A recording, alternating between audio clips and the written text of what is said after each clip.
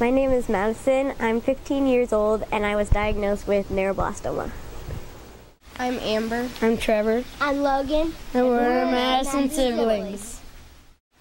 I'm Tim. I'm Lisa. And we're Madison's parents. Shock, I would say. Just the uncertainty of what comes next. You know, what does this entail?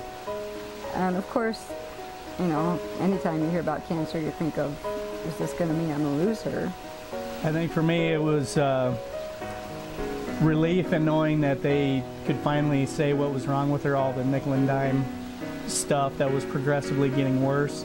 So we knew what we had to go attack, but also the fear and uncertainty of what was going to happen. You know, and as a dad, you're supposed to protect your little girl, and couldn't do that. Well, I was little, so I don't remember that much, but I remember waking up early and always being poked and prodded, and I never liked that. And I don't know, I see all the pictures, and I just remember that I always see people were like there and always visiting me and giving me gifts, and that was nice, I guess. I was surprised that I could go through that much and still actually be here. So.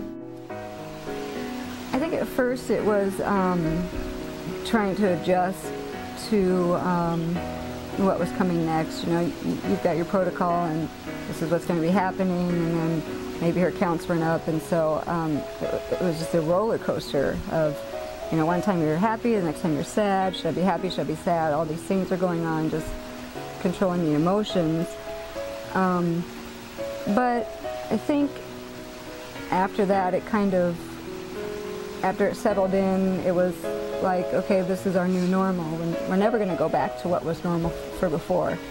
And so I think that was part of our journey of, okay, this is our life now. You know, we're going to do what it takes to get her better. And you adjust from there. We were able to come home for one day, and all the football coaches, I coached football at the time, brought Thanksgiving meal to us. And you know, it's better to give than receive, and that was truly the case on that day. But we're very grateful for that. There was a lot of times I would commute back and forth. Lisa was very fortunate that she'd be able to stay in the hospital with her lot, and that we had the love and support of family and her parents to help out. We had our other daughter Amber was about 6 months old at the time of diagnosis, so that also kind of threw her life into a loop and out of routine and all those things as well. You know, but the biggest thing is not knowing what the right path was. As a mathematician, I wanted to know what the right answer was, and you know, things before they occurred, and I found out very quickly that that was a very frustrating process with stage 4 neuroblastoma. I know that if anything comes along, it's not as bad as what it could have been. For me, it was when you finally made the turn to look at the blessings. You know, at first the doctors are, you know, telling you all the things they're going to do to your child. None of them seem really that great. I mean, I think, you know, just being thankful for the doctors that were put in at Blank and in our lives, and the nurses and the child life specialists that made everything so much easier.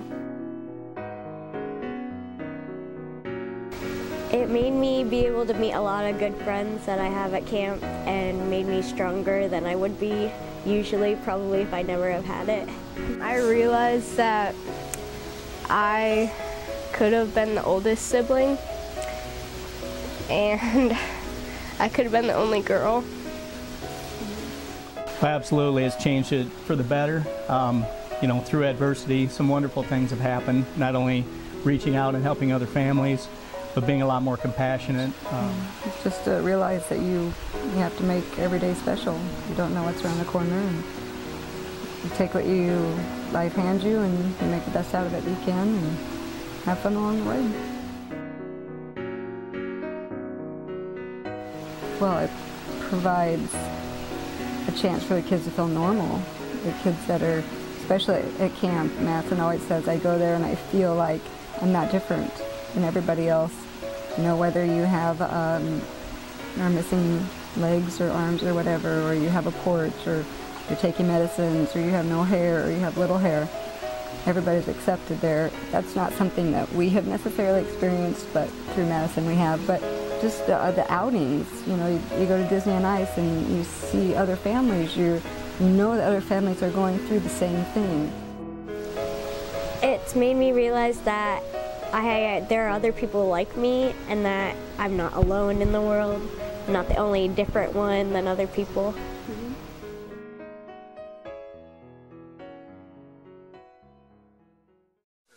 We're